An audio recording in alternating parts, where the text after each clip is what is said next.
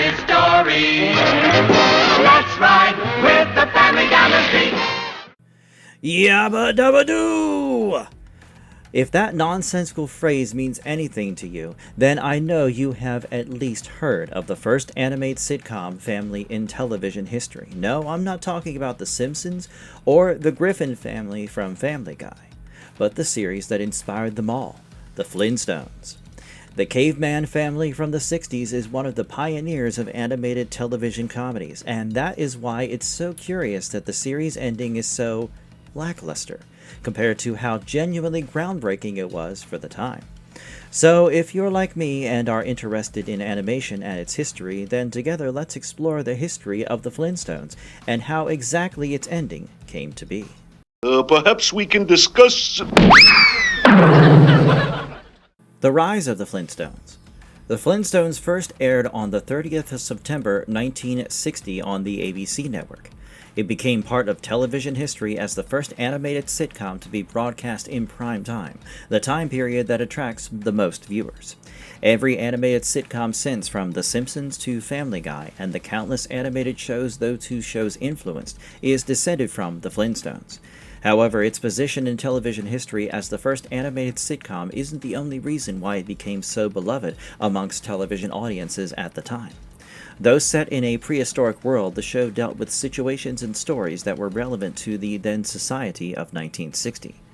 The story followed the titular Flintstones, a family living in the city of Bedrock, a fantastical version of the Stone Age that resembled and satirized 20th century American society.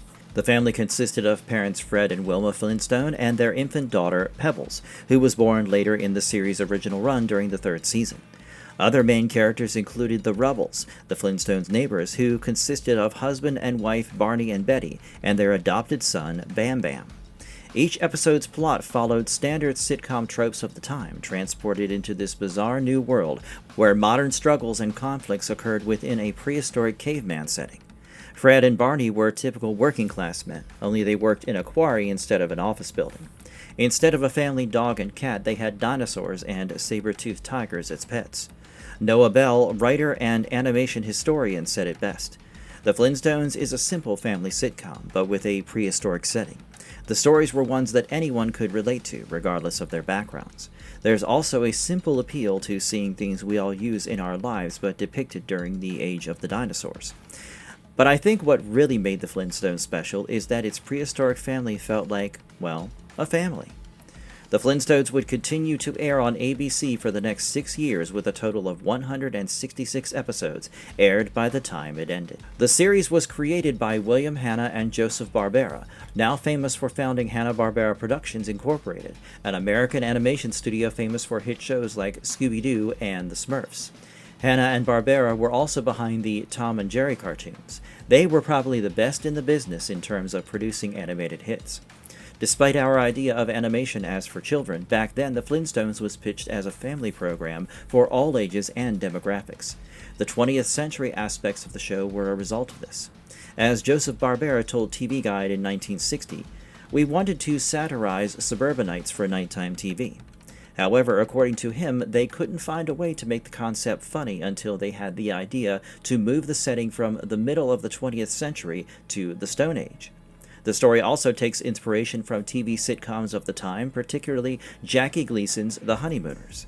Even Thomas W. Moore, an executive to whom Barbera and Hanna pitched the show, noted the similarities. Despite this, and the general difficulty in maintaining a consistent schedule for animated programs, the Flintstones started airing on ABC in the primetime slot, 8:30 p.m. on Fridays. The Flintstones was a major step forward in terms of production value. Up until that point, animated shows were often comprised of shorts that were connected by a host who introduced each segment. Instead of animated shorts, the Flintstones followed one complete story for the entirety of the half-hour runtime of the episode, much like live-action television shows of the time. They managed to pull this off by using limited animation. Basically, instead of fully animating each movement, the animators used different methods, including reducing character movement and creating drawings to make the animation more cheaply. Limited animation would eventually be adopted by the American animation industry to produce nearly all the animated shows you know and love. The success of the Flintstones put Hanna-Barbera on the public radar as an animation studio, with it later being absorbed into Warner Brothers Animation. It also earned the studio millions of dollars in merchandising, with numerous toys, clothes, and even cereals and vitamin lines being produced connected to it. For the first 2 seasons, the show was even sponsored by Winston, a cigarette brand, with the characters themselves appearing in integrated commercials for Winston cigarettes at the ends of episodes. This element of the show was removed from later reruns. From 1960 to 1966, The Flintstones was the biggest animated phenomenon on TV, which makes it all the more confusing why the show ended the way it did. The cracks form. Ratings, reinvention, and cost. The series ended its broadcast run in 1966 with its 166th episode, The Story of Rocky's Raiders. The series achieved great success during its time on air.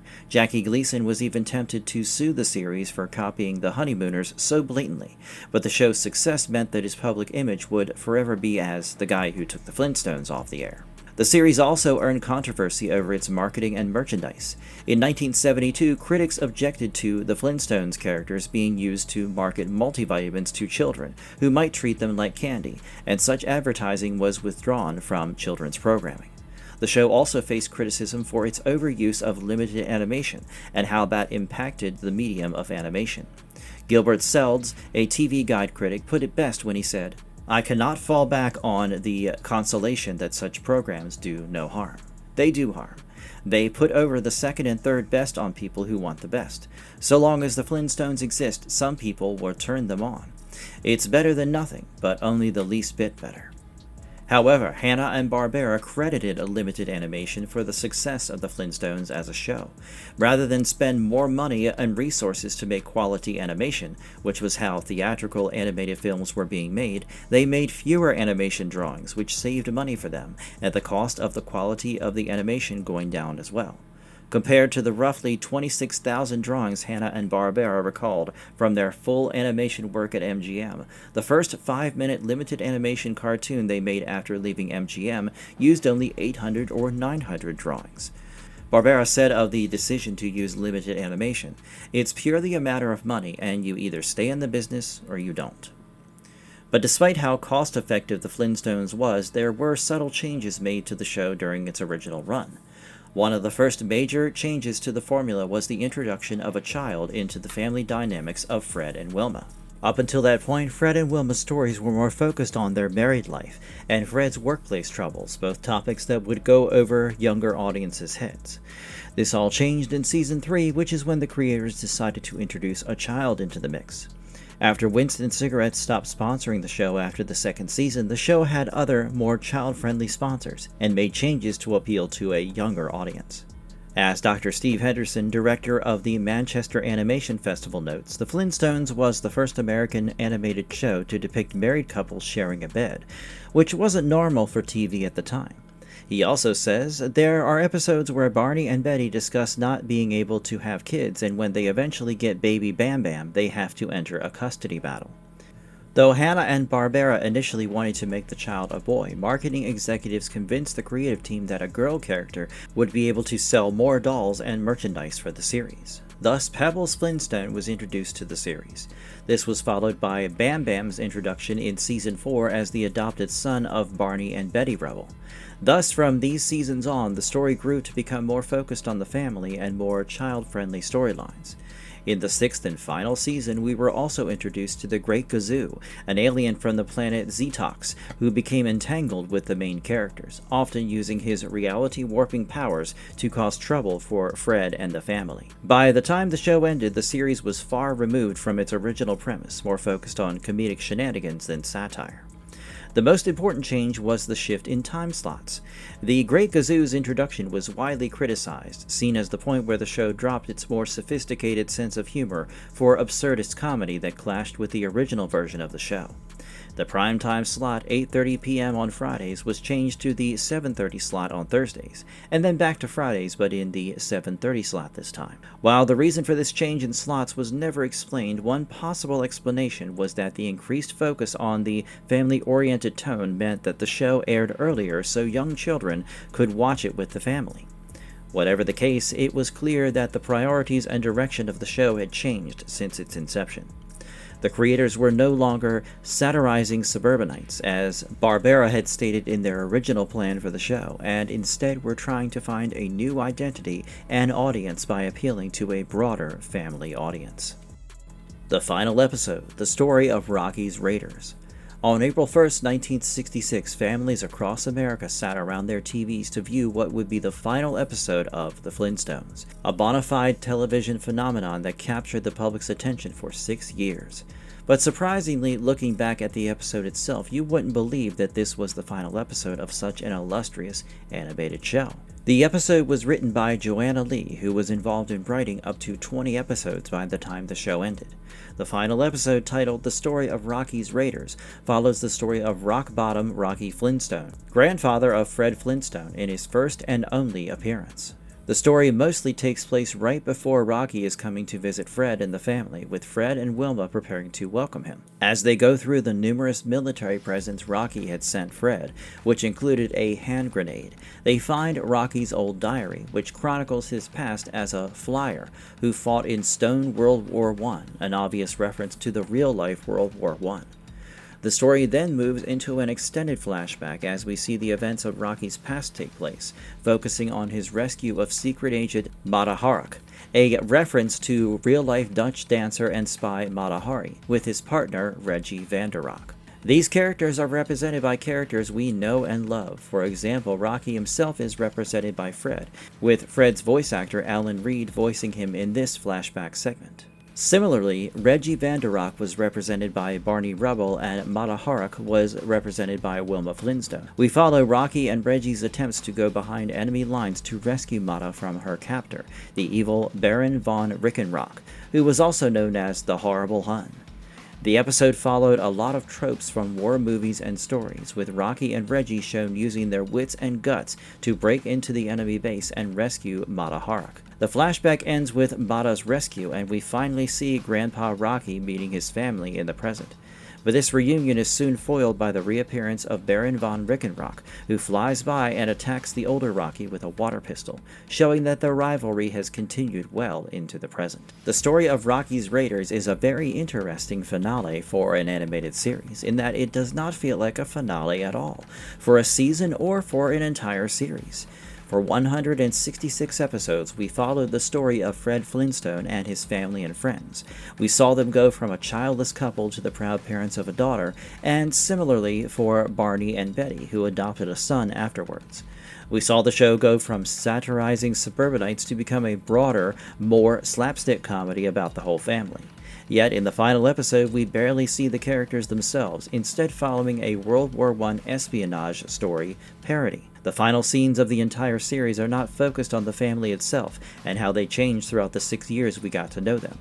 Instead, it ends with a joke focused on two old men whose entire rivalry and relationship were just introduced in that very episode. Instead of a suburban comedy, we're shown a slapstick version of World War I adventure stories and films, a big departure from what the show was known for. We barely get to see the Flintstones in the series finale for the Flintstones. If you show this episode to a person who hasn't seen the Flintstones before, I bet they would never be able to guess that this was the finale. So, it might not surprise you to learn that it wasn't technically the final episode of the original series to be produced. The penultimate episode, My Fair Freddy. You see, each episode of The Flintstones was tracked by the order in which it was broadcast. However, these episodes also had production numbers, which reveal the order in which they were actually produced. If you check the production number for the story of Rocky's Raiders, it was actually P-165, which was the 165th episode that was produced.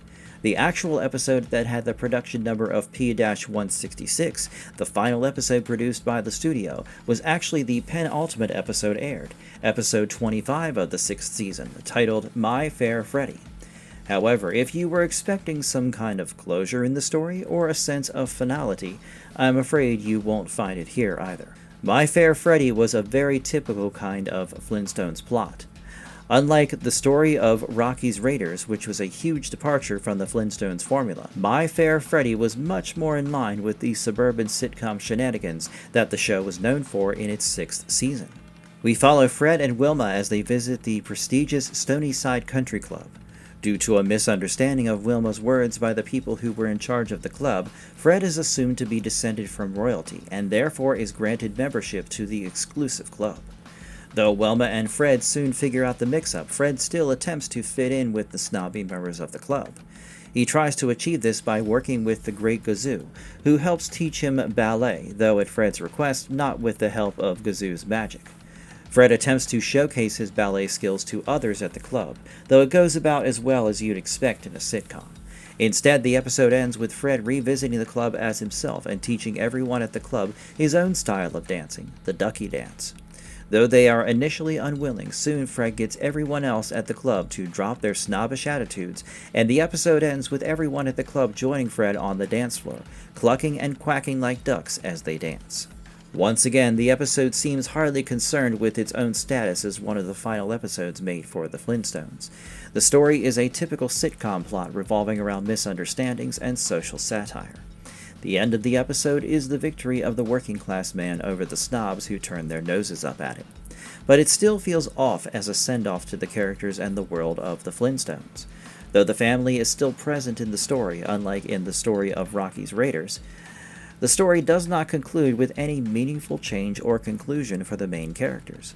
Both the story of Rocky's Raiders and My Fair Freddy are, at the end of the day, just another episode in the series, with none of the gravity or finality that one expects from a final episode. My Fair Freddy's identity as the final episode produced does not give us, the audience, any sense of closure for the story of Fred Flintstone and his family. What's up with these finales? Thus, we have evidence for two different finale episodes for the Flintstones, both of which do not meaningfully act as a finale for the series. The production numbers reveal that these two projects are the last of the officially produced episodes of the series, and no further original series episodes were produced. There was, however, a theatrical animated film of the Flintstones that was released the same year as the final season. Titled The Man Called Flintstone, could this be the finale audiences were waiting for that would provide a sense of closure for the entire series? Unfortunately, the answer was still no.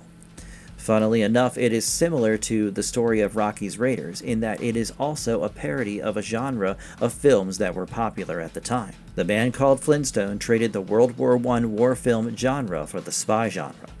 The story followed Fred Flintstone getting dragged into a top-secret mission after another secret agent, Rock Slag, was put out of commission by the criminal mastermind, the Green Goose. Comedy ensues as Fred, who looks identical to Rock Slag, finds himself in more and more wacky scenarios as he must fight off the Green Goose and his lackeys while trying to enjoy a vacation with his wife and friends. The movie is hilarious and a proper send-up of the spy genre, but it still does not serve as an ending to the story of the Flintstones. The film itself ends with Fred Flintstone outsmarting the villains and sending them all into outer space in a rocket. We see by the end that Fred Flintstone is being celebrated as a hero by all of Bedrock, which is no doubt the biggest victory the prehistoric family man could get, but it still doesn't feel as gratifying as getting a proper conclusion for the characters and the stories. There has been no official statement on why there isn't an ending, but I personally have a theory, though without any proof it'd be best to take it with a grain of salt. Ellen Farley, in a 1985 article, says that Hanna-Barbera earns the bulk of its income from its old series. Almost every series or special ever made by the company is still in syndication somewhere in the United States or in 80 other countries.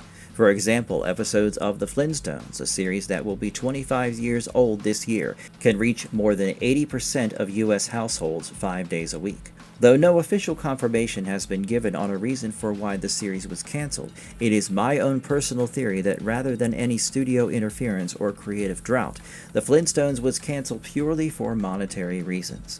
Even though the series was made on a fraction of the budget other animation studios were using, the cost of animating a show for a primetime audience, especially one that followed one storyline for the entirety of the 30-minute runtime, would still be pretty huge. Instead, it would be more profitable to simply have the existing episodes that were already produced broadcast again as reruns, which would still make the studio and channel money without having to spend more money by making new material for the show. The Flintstones, since its ending, had reruns on many channels from 1967 well into the 1990s. Even today, you can still find the show being broadcast. For a series that would be rerun for eternity, you don't necessarily need to make a finale. Each episode aired in almost any order still works as a series because of how episodic each story is. From this viewpoint, the finale being just another episode of the series makes sense, because during reruns it would become just another episode in the series instead of a final capstone of the story. The show does not have any major long-running storylines. The closest thing that it has is the series of episodes where Wilma was pregnant with Pebbles, culminating in her birth in Season 3. The Great Gazoo's exile to Earth, Pebbles and Bam Bam growing up, and Fred succeeding in his career are all potential storylines which the show never explores because each episode ends with a return to the status quo. What came next? Every major ending candidate. Even though we never got an official ending for the Flintstones in the 1960 TV series, the massive media empire that arose from the franchise resulted in numerous spin-offs being made, most of which exist in their own continuities. As a result, a lot of them have their own take on an ending for the Flintstones, or at the very least expand the world and story of the show by expanding on some elements. Set after the timeline of the original series, we got a series of animated specials that explored the potential future of the Flintstone and Rubble family. 5 years after the first series ended, we got a sequel series, The Pebbles and Bam Bam Show. We follow teenage versions of Pebbles and Bam Bam as they navigated adolescence in the town of Bedrock. This spin-off was less favorably received compared to the original series.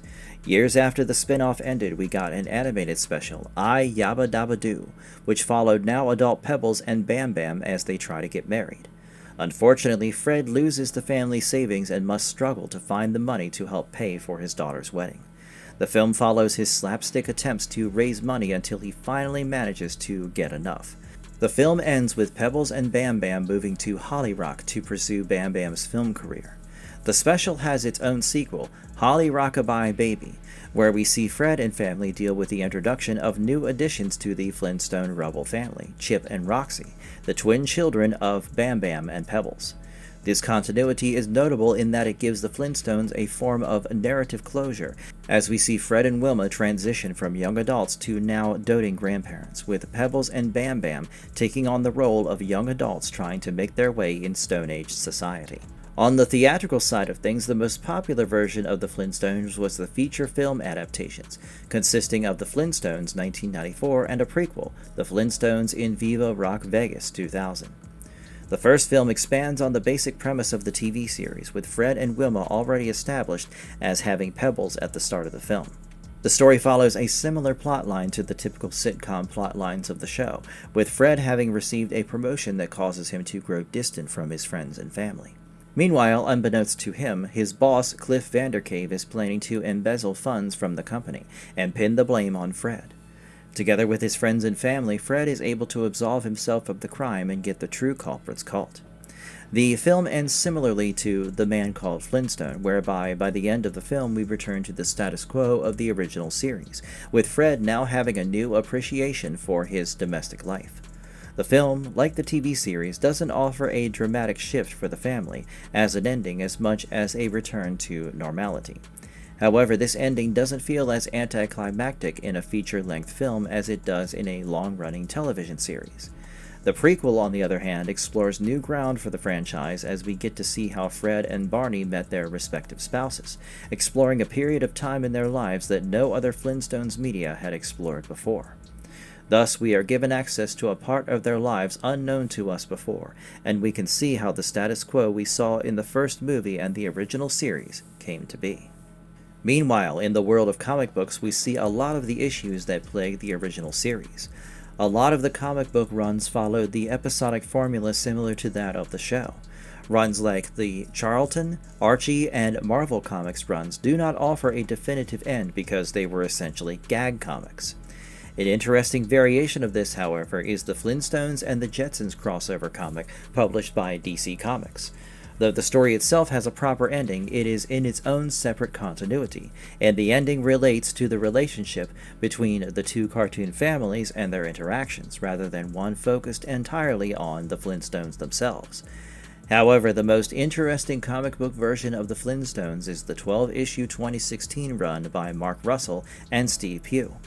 Released exactly 50 years after the original series ended, the comic is an updated version of the original intent to satirize suburbanites, except this time the story was allowed to get a lot darker.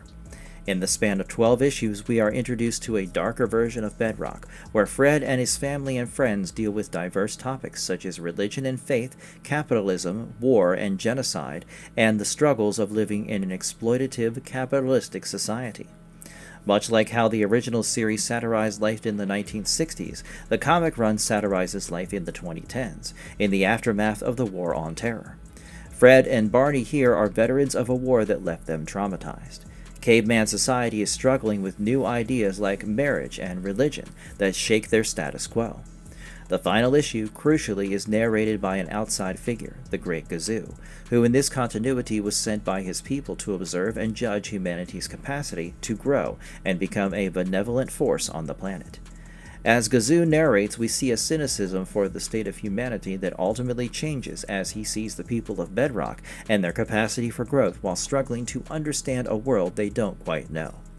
Out of all the endings in Flintstone continuities, the 2016 DC comic run offers probably the bleakest yet most hopeful one that will stick with you for a long time. As we see the Great Gazoo enter his spaceship and return to his home planet to report that humanity has been given time to grow and figure out its place in the world, we see every character in the series address the reader in one final splash page, wishing us a fond farewell as the comic ends on a hopeful note. So we've explored not only the 1960 animated series, but several major continuities that the Flintstones have had. The nature of such long-running franchise is that it is very difficult to nail the ending for them, and we can see that in how many spin-offs and continuations revisited these characters. The Flintstone family is one of the most beloved families in animation, but as this video explores, a good story is nothing without a proper finale to cap it off, and though it might be years too late, I'm glad the Flintstones got their proper send-offs with the animated specials and the 2016 comic book run. If you enjoyed the video, please like and subscribe and leave a comment, and let us know about a particular continuity or ending for the Flintstones that you personally like.